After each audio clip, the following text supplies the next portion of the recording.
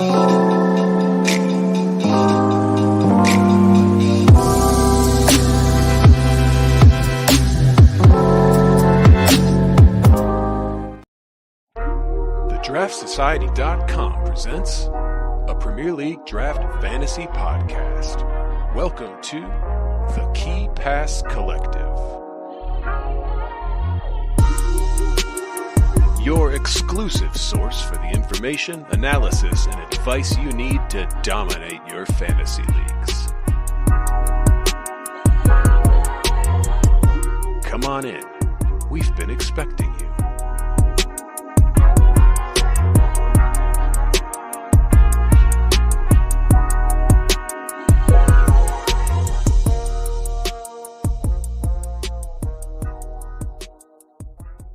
What is going on, draft heads? And welcome in to the Key Pass Collective, back for the 24-25 season. My name's Joe Williams. I will be your host for this particular episode. And actually, the next few episodes will have a common theme. So welcome in and sit back and relax as we talk you through the positions in this year's EPL Draft fantasy game. In these next few episodes, we will be going through each position one by one and talking them through in terms of ADP. Now, that's average draft position. So where do each of these players fall in an average draft? And do we think that they are worthy of that particular draft slot?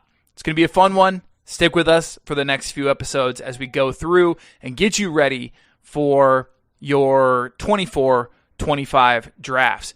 And speaking of that, check out the DraftSociety.com, which of course this podcast is brought to you by the Draft Society. Check out the DraftSociety.com for our latest draft kit. The draft kit is a result of hundreds of hours of work. It is incredible. We've got rankings on there. We've got season projections for all your players. We've got a live draft aid to help you out mid-draft that actually links to your Fantrax profile. We have tiered ranking cheat sheets. We have forecasts for every single Premier League team. We have mock drafts on there. We have analysis articles. We have anything that you can possibly think of. It's all on the DraftSociety.com in this year's draft kit. And we think, first of all, we think it's incredibly worth it. Like I said, there's hundreds of hours of work that goes into it. And we've truly given you our best possible analysis that we can. But second of all, if you look into the draft kit, if you decide to purchase it, you're also supporting an independent fantasy football website. And you know how much we appreciate that. And community, you all are incredible. And we want to again thank you this season just for the humbling response we've gotten to the draft kit. You all are amazing. So check out the draft kit. It's on the DraftSociety.com. And with that, let's go ahead and jump in to this year's positional previews.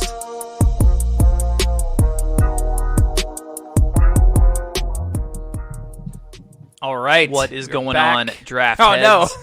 And welcome in to the Key AI Pass Joe Collective. is taking over. Back. Yep. Robots are taking over. The robot uprising. Oh, shit. Anyway, okay. Yeah, AI, I knew it. I knew the very first moment I tried to. Anyway, it's fine.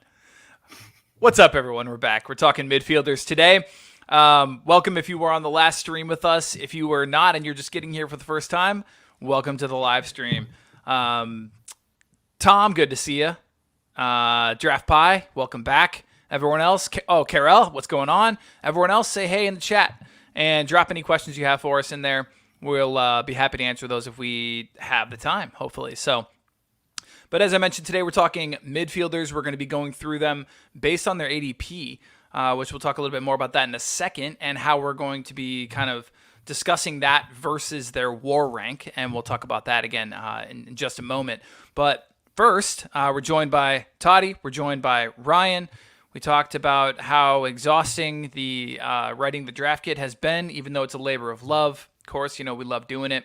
But yeah, aside from that, anything cool going on for you guys this summer? We lost Genie in the transition. We did lose Genie. It's the Canadian to US dollar.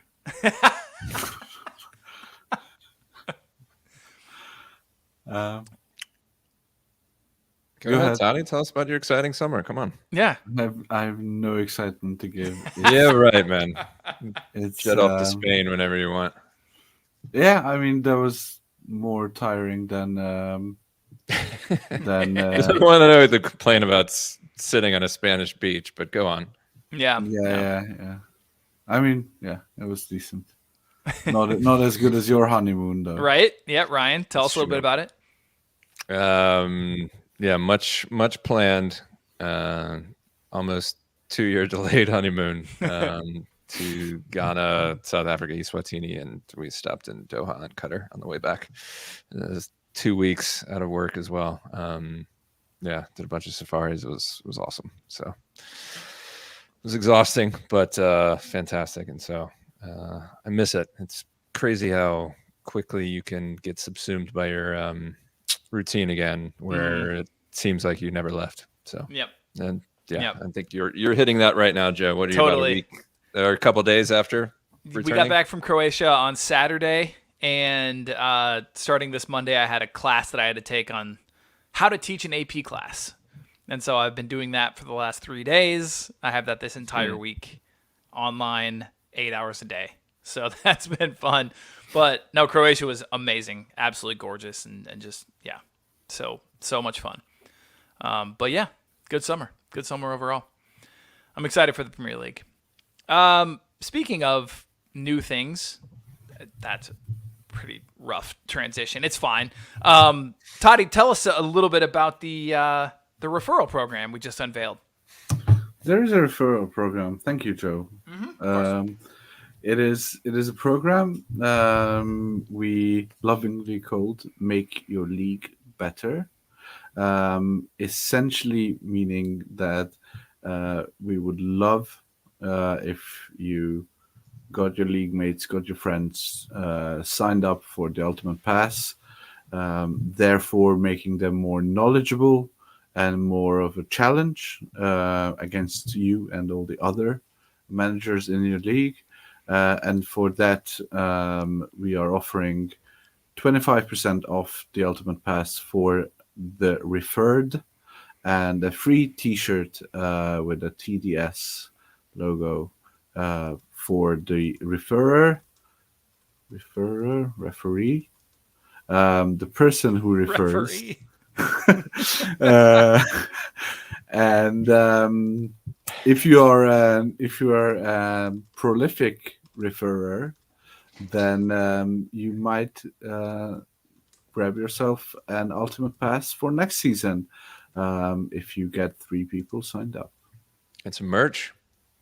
Get yourself some merch. Love it. I will personally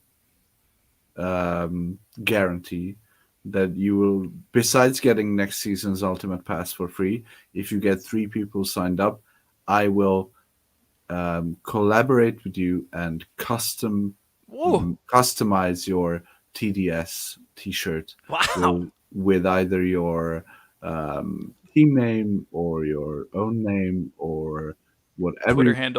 Twitter handle, pet name. Whatever. Exactly. Yeah. Exactly. Can also just bypass all of that engagement with Toddy and just get a Anwar El Messi shirt.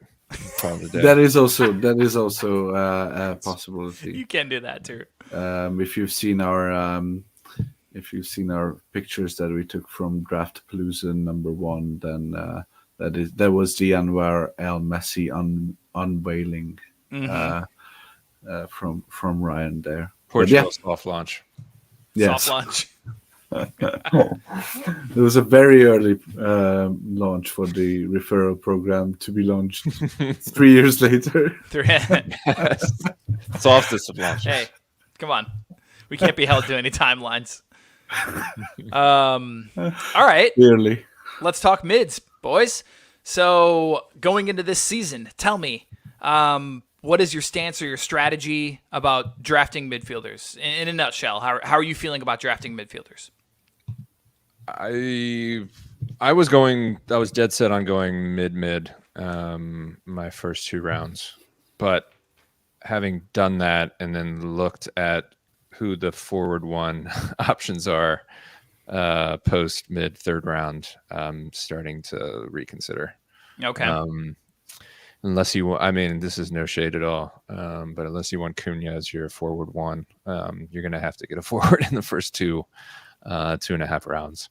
So I'm still probably going to go best value in the first 2 picks, but I think you need to splash in a forward one out of the first 3 rounds. Okay.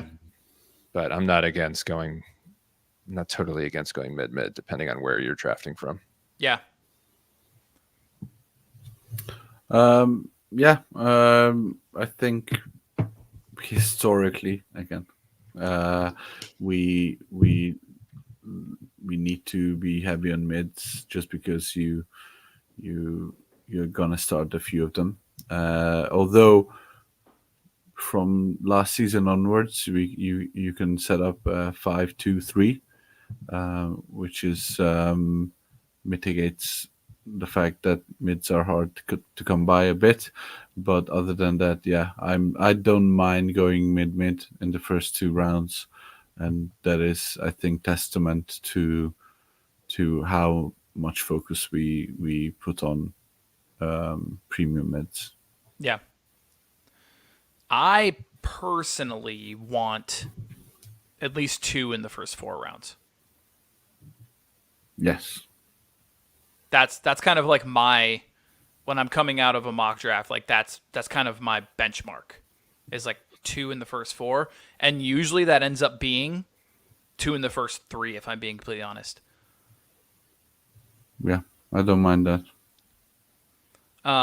So let's look at some of those in the first few rounds, because those are the kind of the important ones, and those are the ones that we're saying, don't leave a draft unless you have at least one of these guys, ideally, within the next kind of 2 batches of midfielders we're going to talk about. We're hoping you have 2 of these guys, but we'll see how that shakes out, and if that's feasible or not when we start talking about the actual players. So, all right.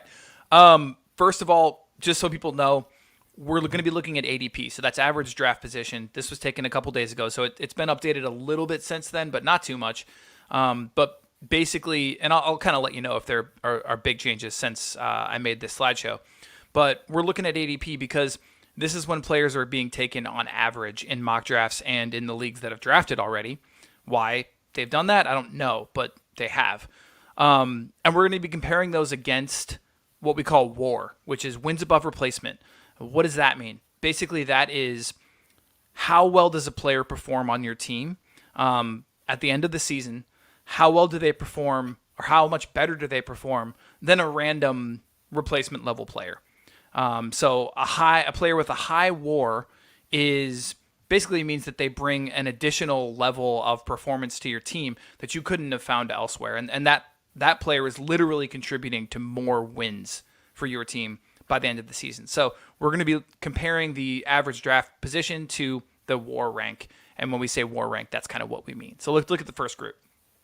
We have, starting with Bukayo Saka, all the way down to Kevin De Bruyne. This includes Cole Palmer, Bruno Fernandes, Phil Foden, Martin Odegaard, Eberechi Eze, James Maddison, Mohamed Kudus, Anthony Gordon, and KDB rounds out the group. This is from an ADP of 2 to 17. So this is basically all first and early second round. You guys have done a few mock drafts yourselves, so what's kind of popping out at you about this group of mids? Obviously, it's different tiers. These are not the same tier, but they're kind of going around the same area in the draft. The biggest wild card and wrench and kind of divergence in terms of where he's drafted in all of these drafts, I think, is going to be KDB from this group. And I should mention, Ryan, that already his ADP is up to 13.8. Yeah, no, I definitely I called that one because he's so tempting there, because obviously his upside, finished the season strong, seems relatively fit. They have a dream schedule to start out with. I mean, why wouldn't they? They never catch a break. And so even if he doesn't last the full season, you can always trade high on name recognition and probably from a good start before Champions League fixtures come thick and fast and he gets injured and rotation and yada, yada, yada. So I see the temptation with him, but there's obviously a shitload of cause for concern given his age and injury record and rotation and everything else. So he's the big wild card that I think is going to kind of set the market for a lot of the midfielders in this tier. Yeah, I mean, Where do you guys have him ranked? I think I have him like 7, just based on best case scenario. I'm not saying that I would necessarily draft him there. That's right. We're unveiling our ranks tomorrow, aren't we? Yep. Toddy, I have him at 7. Nice. I have him at 4. Wow. I just don't think he's leaving. I don't think he is either. I definitely don't think he's leaving. Although he'd be smart to rid his legacy of the charges that are going to come down the pike this year. But those hard slaps on the hand will be. They just got hit with a crazy penalty of $2 million for their most egregious charges, which is how do they afford it? Showing up to the game a couple minutes late or something. Did you guys see that? No. Yeah, I saw that. Unbelievable. It's like, yeah, let's get these charges out of the way first. It's £2 million, which is nothing to shake a stick at, but probably a half-hour retainer for the lawyers that they have. So, Toddy, if you had the 4th pick, would you take him? I do have the 4th pick in my home league, and I'm considering taking him ahead of. I mean, who's it between? For you, for the fourth pick, if I have depends on whose fall. Yeah, if I have Bruno or Saka, which I won't at 4. Yeah, you would take them. Then I'm obviously taking either one. I've seen Bruno drop to 4, although I don't think he should. But yeah, that's.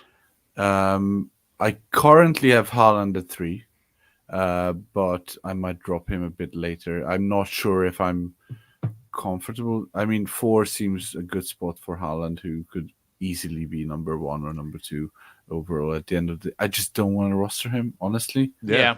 Like, it's not a do not draft. He's definitely not a do not draft because he's I just saw before we came on the pod, I just saw a comment from Pep saying that he's injured and he cannot get back to full fitness and he needs time and whatever. So it's a bit of a questionable. And I think, like, when we had him ranked after the signing, we were pricing in the injuries. Yeah, pricing in injuries, and it seems like that first season was the exception to the rule rather than him magically finding Ramon Cugat and making all his injuries go away. So yeah, I just don't see anyone from that 3rd spot. So from behind Saka, Bruno, and if you're just talking midfielders, and most of them are midfielders anyway, who we have ranked between 3rd and like 8th or 9th. Yeah. So I just don't see anyone with smaller question marks around them. Where do you have Palmer? I have him at. Sounds 6. like 5th, maybe 6. 6. Yeah. He's another question mark. I think he honestly. Again, Palmer is someone. I think the circumstances at Chelsea were very much in favor of him popping off, and as much as I don't think that Chelsea will miraculously turn things around. But it does seem like a bit of a more back to a bit calmer waters for Chelsea. And I am a huge Dewsbury Hall fan, as is Enzo Maresca. So I think that the style of play, the personnel coming in, I just don't think that everything will go through Palmer as much as it has last season. If Poach had stayed, where would you have him? I would firmly have him at 3. Yeah, he would creep up to 2 or 3, I think, for me. Yeah, I don't think I'd take him ahead of Saka or Bruno, even if Poch had stayed. But No. I'd be very comfortable taking him at 3, ahead of Haaland and ahead of KDB and ahead of all those guys. So I think between 3, my 3 obviously with Haaland, between 3 and like 9, 10, there is a bunch of murky water. You can make a case for any of them, really. Yeah, honestly, I don't think you're going to be disappointed with any of them. Is the thing. I mean, even Palmer, if not everything goes through him, honestly, I still don't think you're going to be disappointed in him. I think all of these guys, if you take them, in the first 3 quarters of that first round, I think you're going to be pretty happy with almost all of them. If I was optimizing for pretty happy, I would honestly consider Odegaard at 4. Yeah, he's the safest. He's the safest. After Saka, you know what you're gonna get. You're gonna get Saka 13 points Bruno, per start. Yeah, exactly, and 35 plus, 34 plus starts. There's only one player in this group that I am terrified of. Who? You tell me. Foden, Madison. It's Madison. Kudus. Yeah. It's only ever Madison. I'm not. I don't. I don't consider him in this tier, but this is ADP. Yeah. No, I'm saying I don't think he should be in this category. I would take everyone on the screen before him. Is my point.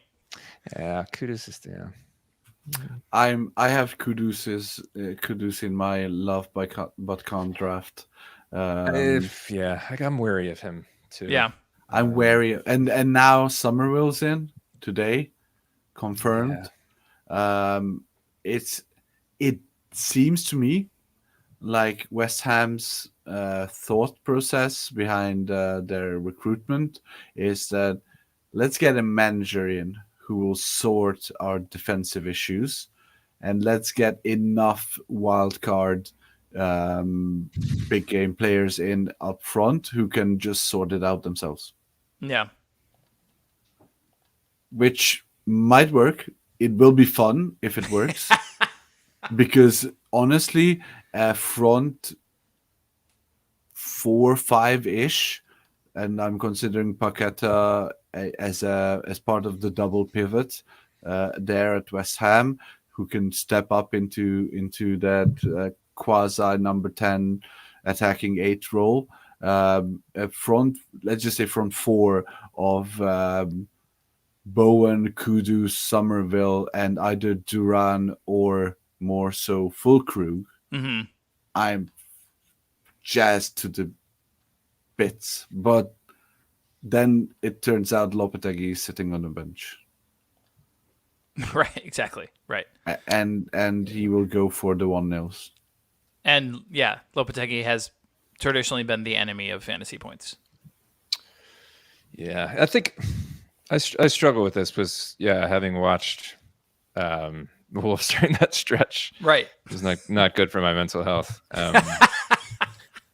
But he has shown previously with some of his Sevilla sides were actually pretty good and fairly entertaining. So it's kind of a chicken and egg with Wolves. Was he, because he had that cast, was he just trying to, get the best results he could?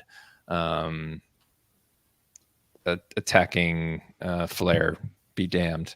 Yeah. Or was he the one that was influencing the squad and the tactics? So this will be a good test of where he is really in the Prem, because it was only, I think, 23 games with Wolves, so it's tough to completely cast aspersions on his entire managerial career. But yeah, having watched Wolves, it was fucking dreadful.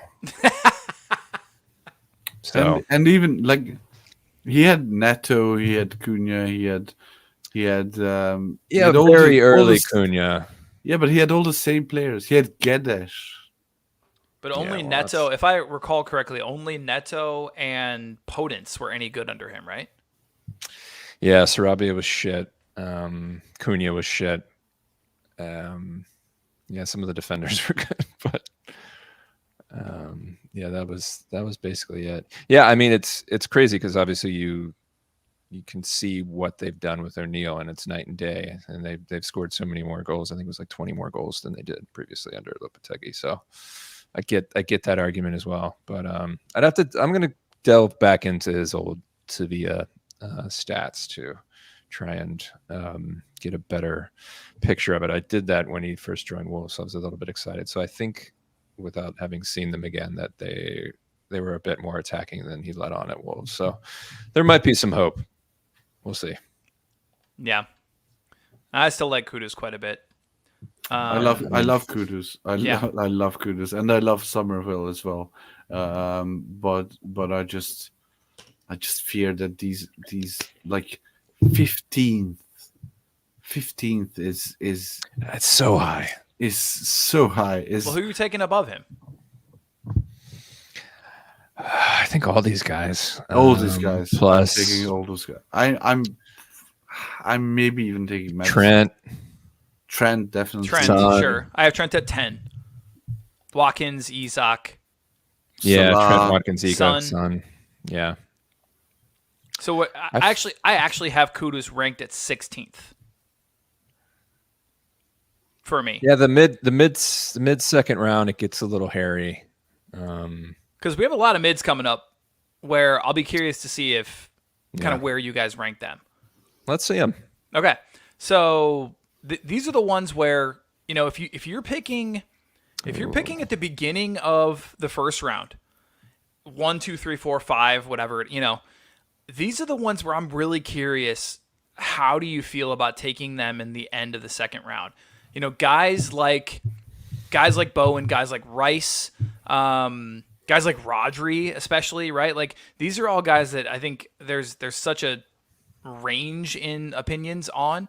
But let's just talk through what we've got here on the screen. So we're looking at an ADP of 21 through 51, and these have changed just a little bit. I don't think Bruno G is quite this high anymore, but regardless, it's still relatively similar.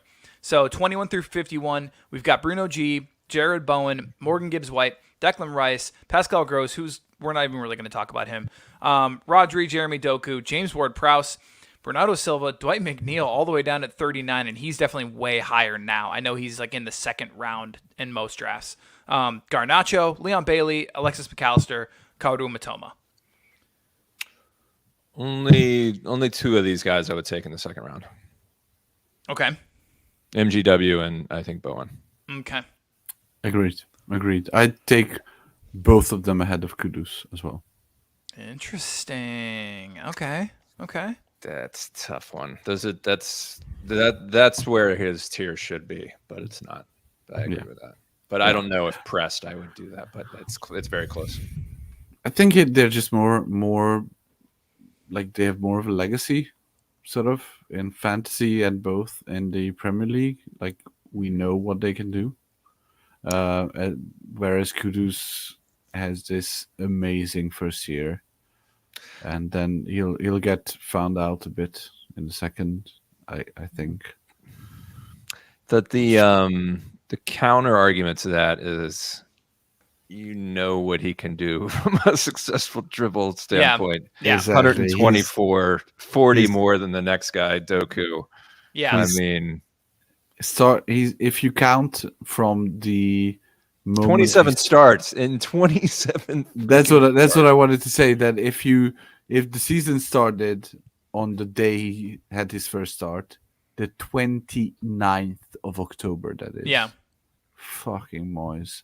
If the season started then, he would have been a top 10 asset. You guys just talked me into him. I love it. That's 4.5 successful dribbles per start. Yeah. Just average. That's wild. So, Toddy, are he and Somerville the same position? Kudus, I think, is more of a 10, and Summerall will come in as a left winger. Okay, and we all kind of think that JWP. Actually, we should talk about JWP because He he's definitely.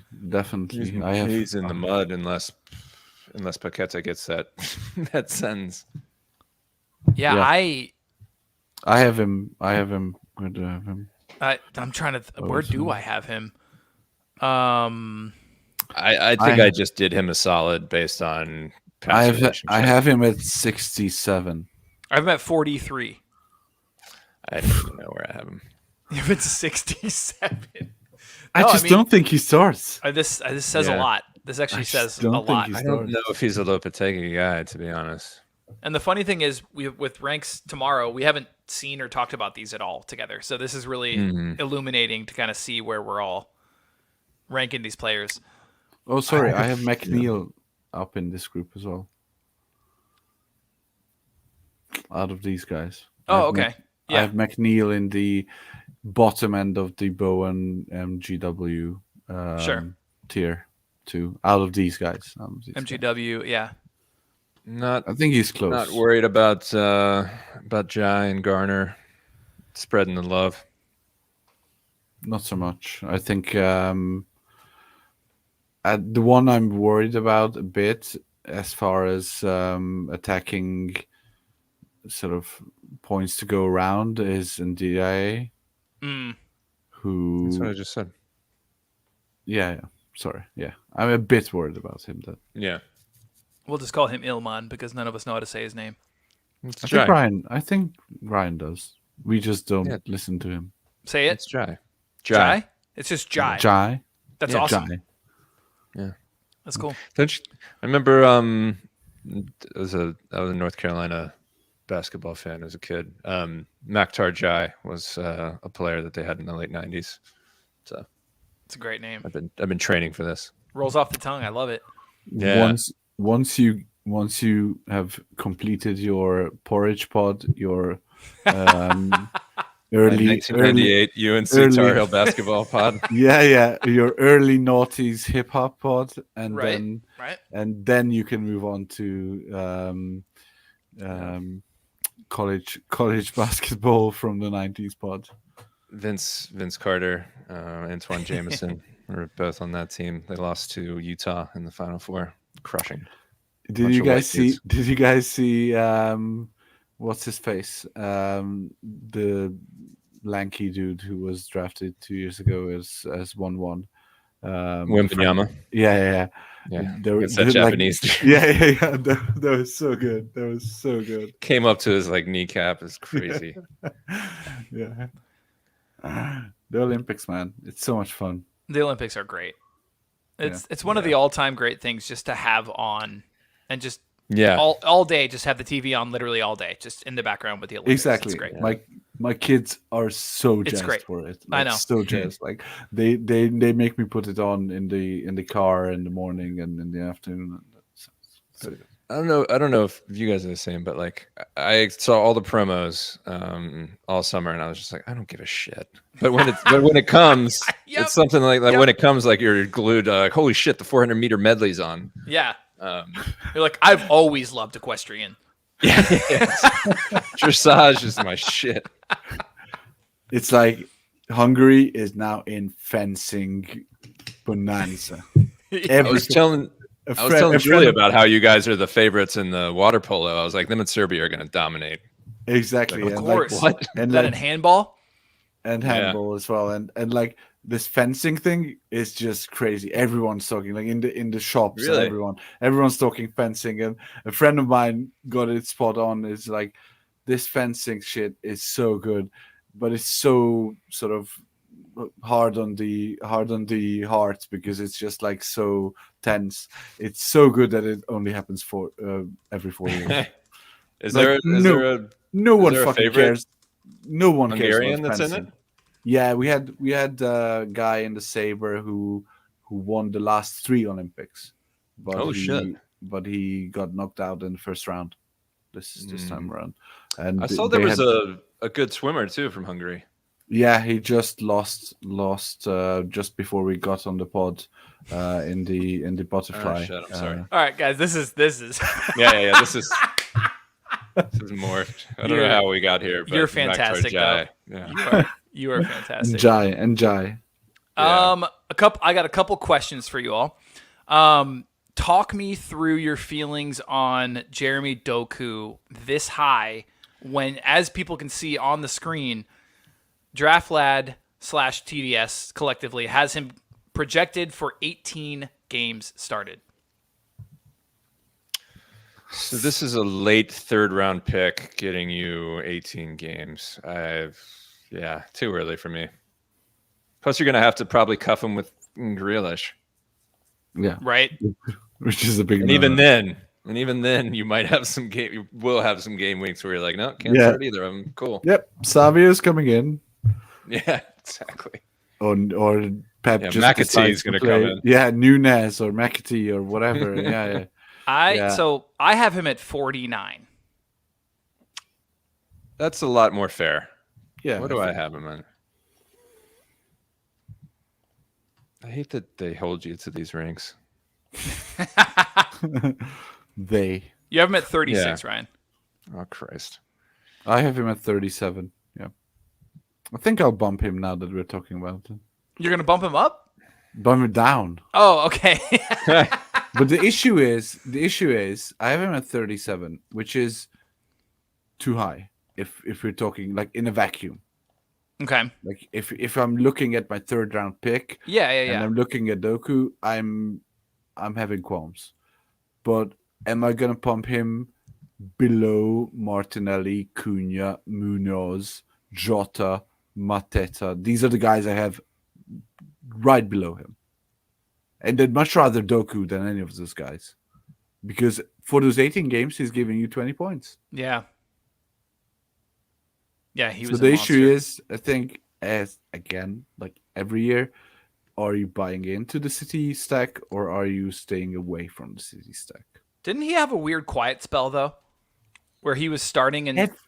Every season, every City guy has a hot spell and then 2 or 3 quiet spells. Freaking Silva, man. Bernardo Silva is the same. Like, remember fucking Riyad Mahrez never started the game until November, and then from November to January he had like 9 30-point games on the bounce, right, and then fall off again. It's like, but I mean, this is what you're buying into. If you're building a roster that can house Doku and get the best out of him, then he might win your league. Yeah. If you're building a roster that is more, I want to be able to miss a lineup announcement, then tough shit. Don't draft City midfielders. Okay, this is what I was referring to. There was a stretch from like December to kind of February where he started 4 or 5 games and he got 3, 7, 4, but then like 13, 11. Like, so he did have a small stretch in there where he was mediocre, but the number of monster games that he puts up for you is just more than eclipses that. Yeah, I think his value, and we've talked a lot about war, and we've talked a lot about drafting for upside and drafting for. I used to write an article saying draft for first or last, not mid-table. Yeah, and when you consider, like, I think, like, if you have a look at these players, you compare Doku to like Ward-Prowse. That's what that article and that notion is about. If you take Ward-Prowse, you're aiming for a solid mid-table. You're not gonna bang your head in the wall saying that, not this Ward-Prowse, but previous iterations of Ward-Prowse. You're not gonna say that, oh my God, he doesn't start for 4 games on the trot, but he's not gonna get you 30 points regularly. Yeah. Whereas with Doku, if you can tolerate him not starting 8 games straight, then you will get rewarded for him starting 5 games straight and then getting you 20 plus points in those 5 games. So it's swings and roundabouts. I think you just need to change your draft strategy a bit. You take more comfortable, more safe mids, maybe a little bit later in your draft. Like you pair your Dokus with, somebody like as much as I hate to say it, like a Christie, like a couple of those different guys where week in and week out you've got something to fall back on, even if it's only 8 points.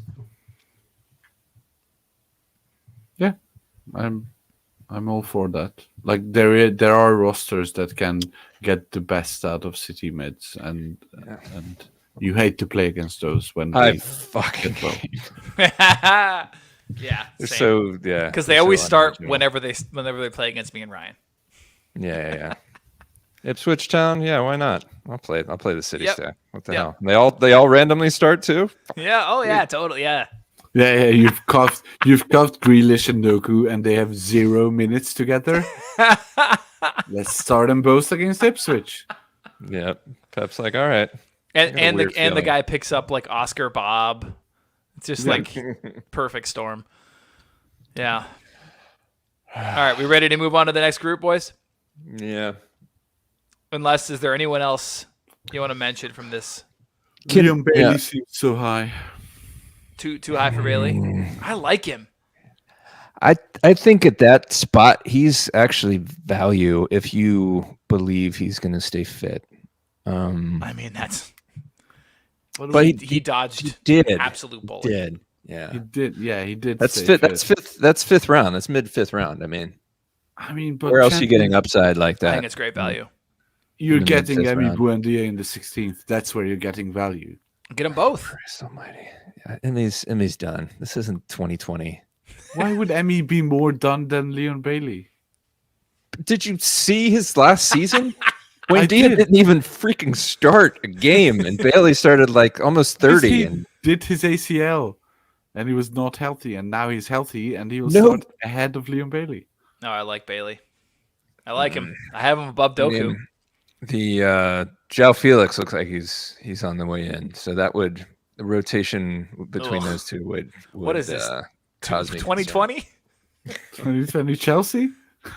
concern. Not for 170 million, but he's still 40, so it's 17 million a game or something like that. That was his loan fee or something like that. unbelievable. Yeah, he gets the red card the first game.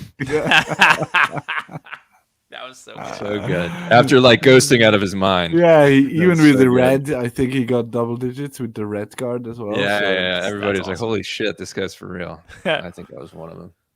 yeah. All right, rest of these guys are pretty safe. I think Rice is. I put him in my honorable mention, my overvalue Sure. article. Yeah. I just think that's too early. And which is fine, but I think if you're that type of manager who wants that safety, I don't mind it. Exactly. Just 3rd round, I feel a lot better about him. 2nd round, I'm just like, you can have so much more upside at at that pick. If they get Marino in, I'm a bit more excited, honestly.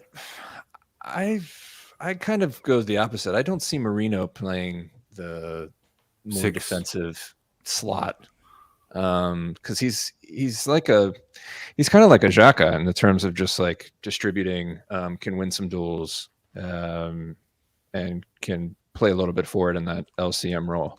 I don't see him as a lone 6. So Yeah. We'll see. All right. Let's move on to the next group. So this following group is going to have a lot more question marks in it, and some bigger differences between ADP and War Rank. So we start with an ADP of 52. We end at 90. This goes from Kulusevski, Paqueta, Martinelli, Gallagher, which will change, Soboslai, or however Genie said it. I couldn't replicate that if I tried. That was very strange. Listen to the Yeah, we should- defenders. We should have him pronounce Jai. Yeah. Oh. I mean, NDIA? So it was like John McGinn with an ADP of 67. Solly March, Ross Barkley, Leandro Trossard, Simon Adingra, Ryan Christie, Marcus Tavernier, and Andres Pereira. This is a mixed bag, boys. War rank goes from, let's see, what is it, 30, Martinelli, 30 in war, all the way up to 186 for John McGinn. Sorry. The Barkley one is interesting too. He's pretty low on the projection's pretty low on Barkley. That's interesting. 19 starts, 9.5 points per start. 102 war, yeah. Do you think Draft Lad's seeing some rotation / just crowded midfield concerns there? Yeah, and some uncertainty on sets, which I think I agree with all of those, but yeah. There's some value to be had here, and there's some guys that I just don't want anything to do with. This is drafting for first or last, Toddy. This is. I think Sobo takes the number 10 role, and he becomes a top 25 player. Okay. I'm so tempted by him. It's crazy. I'm tempted, depending on where I can get him in the draft. If you're looking 5, at 59, it's pure value.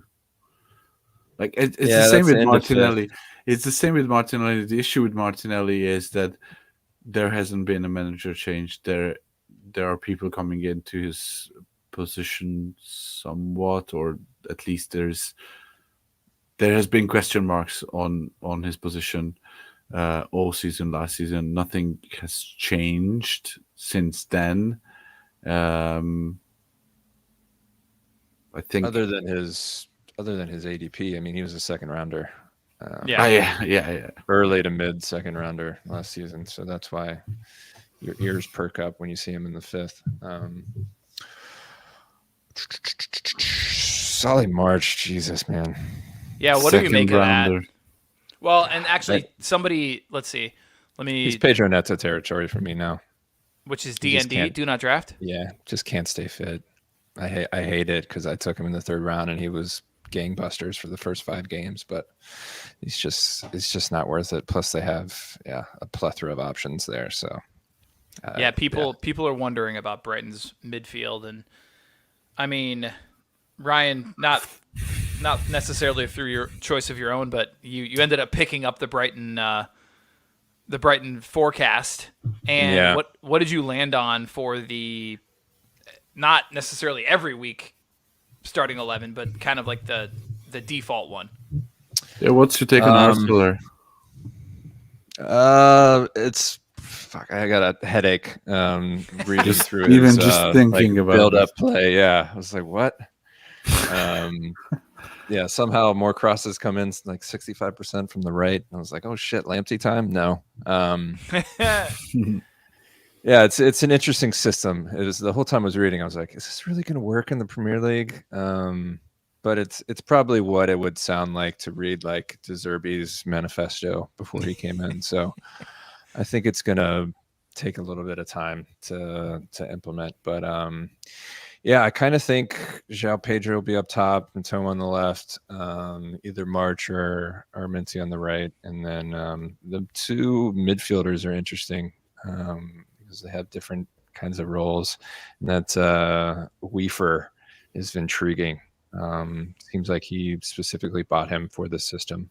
And depending on how he adapts, he could potentially do some damage, and he's completely under the radar in that midfield.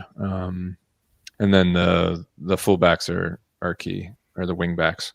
Yeah. The big question mark that hopefully is illuminated early on in the season is whether or not he deploys wingers as wing backs. If he does, then a lot of these guys like Adingra and all the other wingers that they have kind of get a new lease on life. But if they don't, then 75% of them are null and void and rotation pieces. What's your take on, obviously, the senior player staying here is Mitoma, and all the rest are wildcards somewhat. What's your take on Minte and Osman? I'm not Because I like Osman a lot, but he seems so raw. I think he's one for the future. Yeah, I think he has a less chance of breaking into the squad as Minte.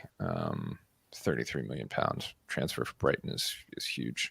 But yeah, then you think they have Enciso, Kouzier Dubary from Arsenal Academy that just got poached this summer. He's great too. Buonanotte is still in the books. God, Arsenal seems to be targeting the double barrel names for their academy. Yeah. Maitland Niles, like divorced parent kids. Like, yeah. They need to trim the fat, man. This Brighton squad is. It's crazy. It's too much. Yeah. So yeah, it'll be really interesting to see. I think this will be another like heavily streamed squad just because all of the wingers, if they get minutes, are very dangerous. Yeah. Hence your love, but can't. Yeah. Exactly. Where I think I listed out almost all of the wingers, which took up a couple of sentences. Yeah, the only one I'm feasibly looking at is Mitoma, and if you can get Mitoma end of round 3, round 4-ish, then I think he's valued there. I like Pedro. I like Minte. Pedro is a more easily arguable.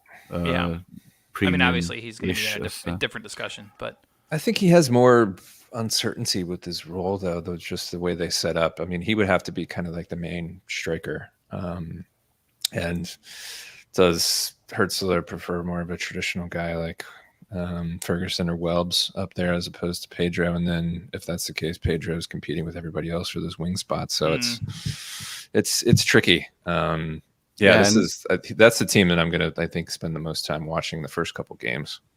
What's the formation? It's a 3-4-3 usually. But the two of those midfielders are wing backs. Yeah. Okay. So it's 3-4-3 with inverted or like inside forwards. The 3 up top is more of a 10 plus like roaming forwards. Left wing, right wing, and then a kind of a tip of the spear. Yeah, I think they interchange quite a bit. And the midfield, the middle of the midfield is more defensive minded, I guess. There's one that's a bit more defensive minded, and one that kind of plays the ball in the channels, and then in the build up, one of the center backs kind of goes into the midfield. It's a weird system, man. They were saying, I mean, I saw some proposed lineups that were saying that potentially Wiefer plays that center back role that comes into the midfield. It could, yeah. And then the midfield too is Baleba, and people are talking. They like Baleba, yeah. Everyone's Baleba and my guess was Baleba and Wiefen as the two central midfielders, but yeah, I think Van Heck can play that role. In terms of being more of a ball playing CDM. It's gonna be interesting for sure. Yeah, no, but totally. they also don't forget they've still got Gilmore. I know he's been talked about in terms of a transfer. Yeah, they've got they got Motor still in there who can play that midfield role. Yeah. God, yeah, there's just so many fucking players. I think what I'm kind of circling back every time when I'm stuck on my writing with the Brentford forecast is that at the end of the day, both of these teams and what tracks with Brighton as well is that they are run as a business and they need to make profit from all these players. They need to sell them on for money and good money, which means that they need to showcase their talent. They need to employ a manager who is able to integrate young players, play attractive, expansive football. So at the end of the day, for us fantasy managers, it will help and it will bring value. Yeah. Whoever gets to the starting lineup will be valuable. Yeah. All right. Let's move right ahead. Unless you have anything else on any of these guys.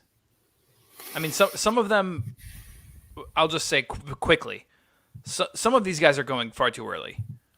Guys like Ryan Christie, probably even Ross Barkley, and obviously John McGinn should not be in this area. Conor Gallagher, drop him way, way, way, way, way down. Because Trossard too, for my money. Trossard, yeah, shouldn't be quite here yet.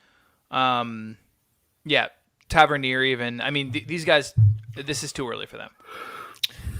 Kulu, yeah, I was going to say Kulu might not have a role at all. I struggle with Kulu.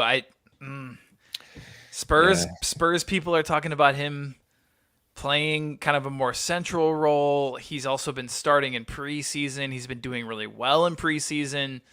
I wish I wasn't, but I'm kind of liking what I'm seeing from him. Yeah, I don't know. I just don't know. Last night he started up top. I don't understand why, but he did. Last night it was him, Son, and Brennan Johnson. Brennan Johnson's a conversation to be had. He's going far too late, but that'll be far too late. Oh yeah, yeah. What's his ADP? That's for the next podcast. But Kulu had a goal and an assist last night. Against bunch of rice farmers. Against Team K League, which is the best of the best. The Korean. That the K League has to offer. And if you want to say that the competition is not quite up to the level of Spurs, just know that they barely squeaked that one out 4-3. I mean, Chelsea's drawing Wrexham, so that's not.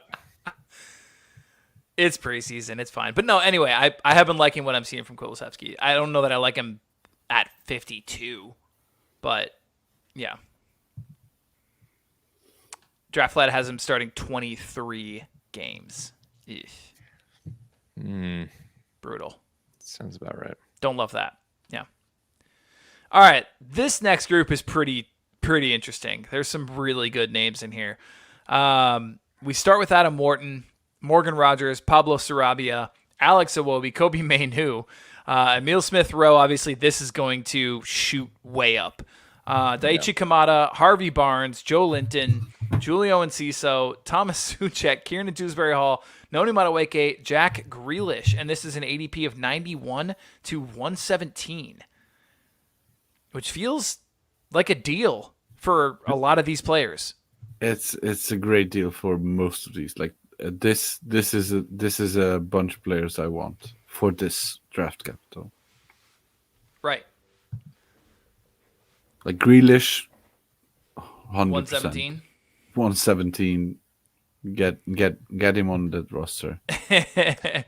And if you guys are curious, by himself, he's projected 17 starts, and his ADP's 117. Doku's projected 18 starts, and his was 30. Yeah, he's not gonna last 117. Like just pure name recognition. I doubt someone lets him get by the 8th round. He's probably even moved up since then. I could tell you what he's at now. Let's see.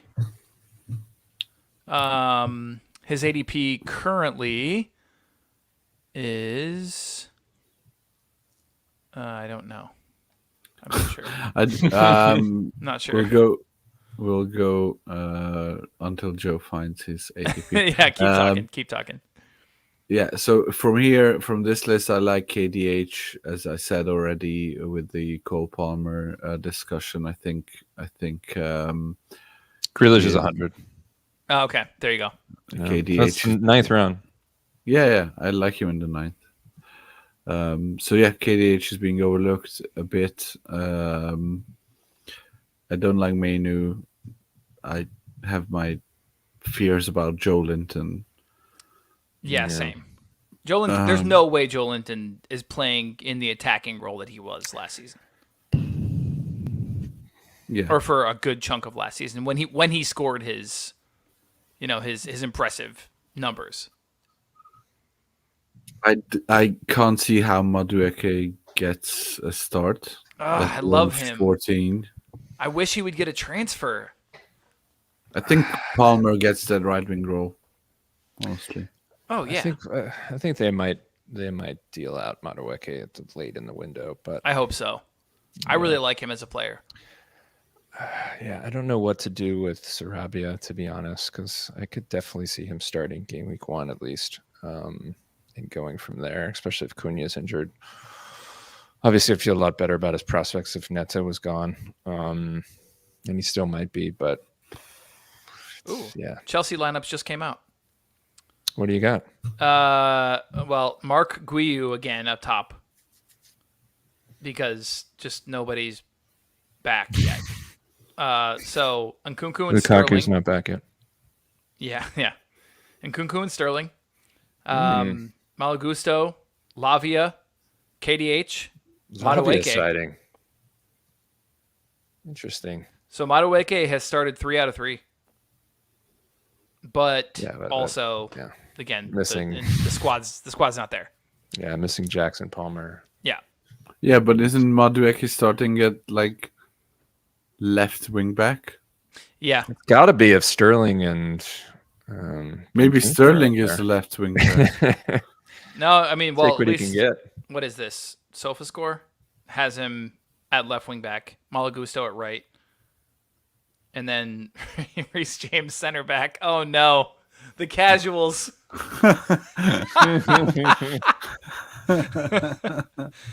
Tosin and Badiashile.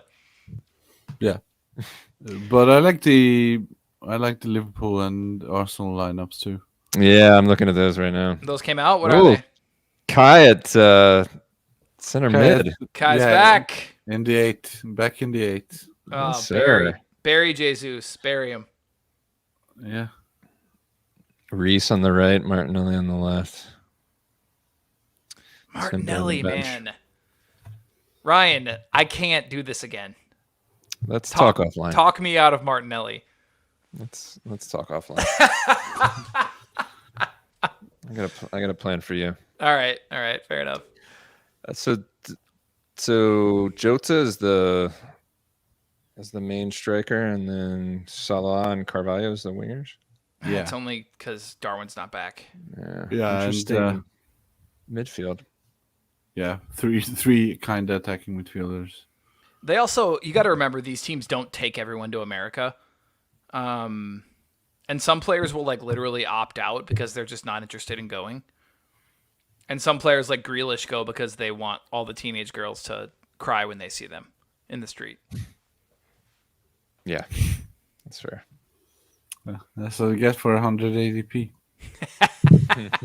Let's move on. That's what they're crying about. Yeah, the value. All right. Anyone else in here? Daichi Kamada's been making a lot of waves in preseason. Let's hear it. You're the Palace guy. Yeah. So basically, I have an entire section in there on him, asking people not to draft him highly. Why? Tell us why. I'd have to pull up the article, but essentially, his numbers are garbage.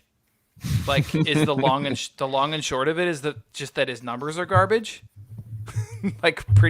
Really surprisingly bad. This has him in the 9th or 10th ADP wise. I think that's fine. What is he Sar's now? Coming too. Has that changed? What is he now? He is 105. Still, I think Okay. decent. So that's decent still the same. value. Yeah, it's still the 9th. Okay. All right. Well, people are restraining themselves, and I appreciate that. It's due to your article. Thank you. Yeah, It's got market mover. to be. Wait, has that actually come out yet? Yes, it has today. Okay, it came out today. All right, cool.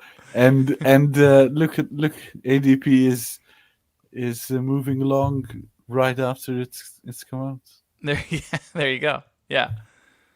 But I mean, yeah, his projection has him at 8.1 points per start, 20 starts, because there's just not enough spots in this 11. Like, if they continue to play, I mean, they play a similar to what you were describing, Ryan, with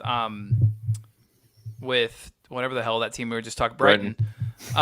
They play a very similar formation. And so you have your kind of, let's call it 5 at the back, right? Then in the middle, you've got your Lerma / Doucouré and Wharton, who's going to have that spot nailed down this year. So then you're left with 3 spots. You've got Eze, Sarr, Kamada, Roxaki, França, Ayew, and then Mateta up front. Like, I don't see that being a consistent spot for anybody. And even when you think about Kamada and look at his previous numbers, he hasn't ever been as attacking minded and as productive as he's been in this preseason so far.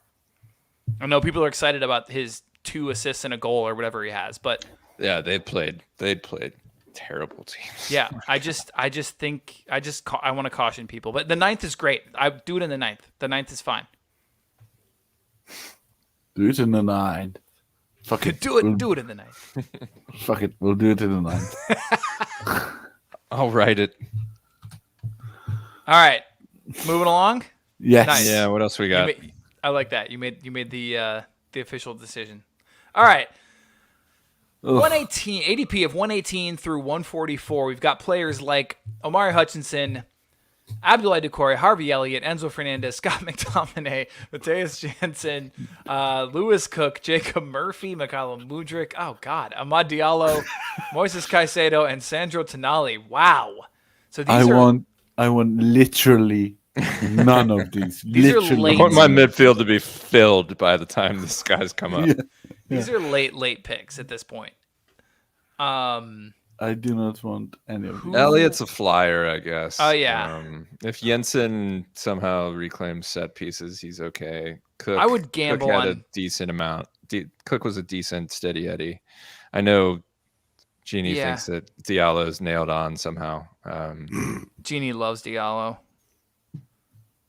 Draft Lad has him for 13 starts. That's why our over-under bet of 27, I was thrilled when he threw out that number. I was like, yes, sign me up. 27, it's wild. I mean, even if he starts the season, if you can get him late, then maybe you trade him out. Yeah, I don't mind him as a flyer. I just don't think he's got that much of a ceiling. But yeah, can't roster him even if I wanted to. What's your guys' take on Tonali?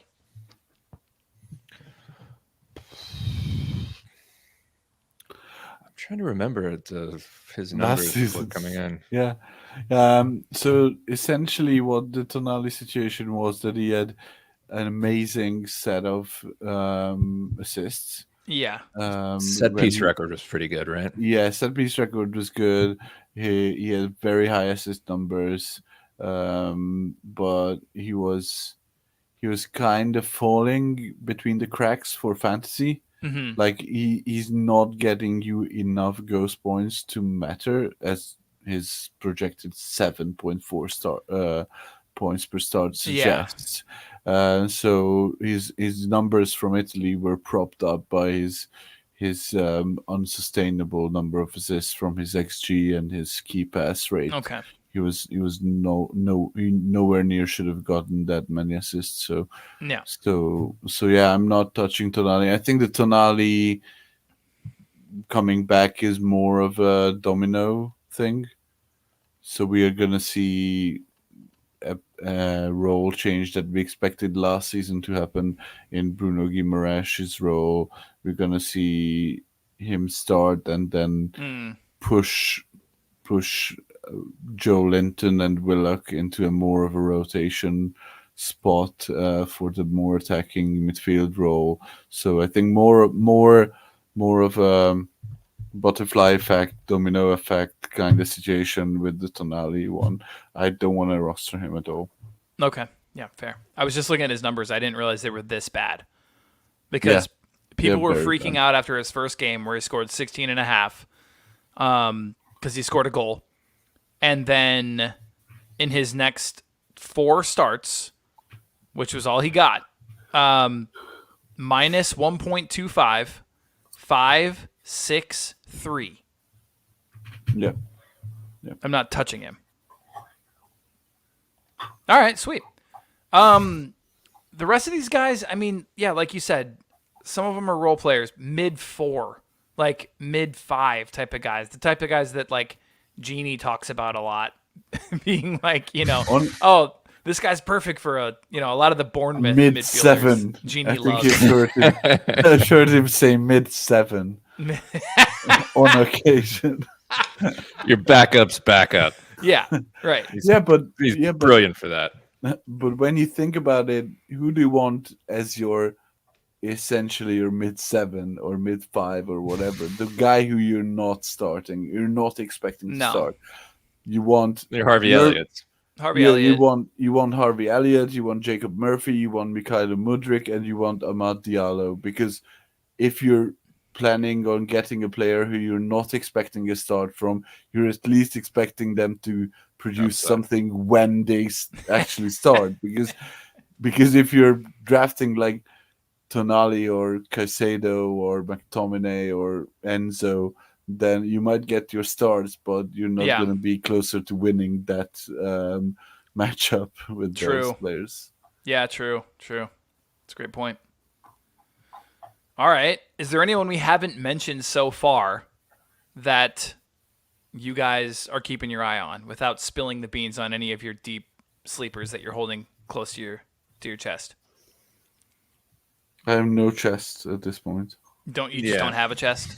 No chest. Doesn't exist for you. Open kimono. Party at the front, party at the back. My late 2. I will give you 3, just because you're nice. Yes. And you have AI Joe. Wow. Coming If here. you're listening at this point, I mean, I think you deserve these coma. Exactly. That's picks. The 7 people who are listening right now. Mid 7 picks. So my three sleepers I'm looking for in the last 2 or 3 rounds are Kevin Schade. I was literally just gonna say that. Joe. No, I mean like it's like Mind freak. Yeah. Chris Angel. Number 2 is Elliot Anderson. Okay. And number 3 is one Jadon Sancho. Christ almighty. And that's just like your 16th round, just like exactly. What if? Exactly. What if either Sir whatever his name came in, said to Ten Hag, you gotta play this dude on, and then we'll keep you. Yeah. Or B version, someone from the Premier League signs him on loan or permanently, whatever. Anywhere else, he'd be considered, like if he's considered a starter. If he's going, like they've been talking about Newcastle previously. If he's going to Newcastle, where are you taking him? If he's held up a Newcastle shirt, where are you taking Jadon Sancho? And he takes that Almiron role? Yeah. Fifth, fourth, yeah. Exactly. So you're getting a potential 4th rounder in your 16th round. Yeah, that's fair. And mine is you drop him off, like you drop him for a goalkeeper before game week 1. No, that's fair. Sign. If there's no movement, you drop him and you pick him back up 2 weeks later. My 16th rounder is similar to that, and not quite. I mean, the upside's not quite there, but it's James McAtee for City. They're talking about him potentially going on loan to potentially a lower kind of lower table side. Type. Yeah. And we all kind of know how City midfielders do, and oftentimes when they're loaned out, I just think he could be value there. I mean, Bob is a good shot for early season. Yeah. Thing. I think he's earned a couple starts. Most of the City midfielders coming back late. Bob's a good one. I think he's definitely earned a couple. I mean, he was. Go I ahead. like Weaver from Brighton as just kind of a hold and see. See if he can get on any sets or dictate play from the midfield. And yeah, he's going completely under the radar. Yeah, no, Yeah, I've not heard anyone talk about him. Sets are up for grabs with Gross gone. Yeah, so that's Ooh. something I'm keeping an eye on. Yeah, Stupinian will be out, so Gilmore will be out probably. Yeah, you're the only guy I've heard talk about Weaver, I think, from a fantasy standpoint. People are excited about it, but yeah, it's not definitely not a sure thing. It's just taking the 16th round and don't start him, but wait and see what he does in game week 1 and then go from there. What was the Newcastle defender called who got 2 goals in game week 1 a few years back and then fell off the face of the earth?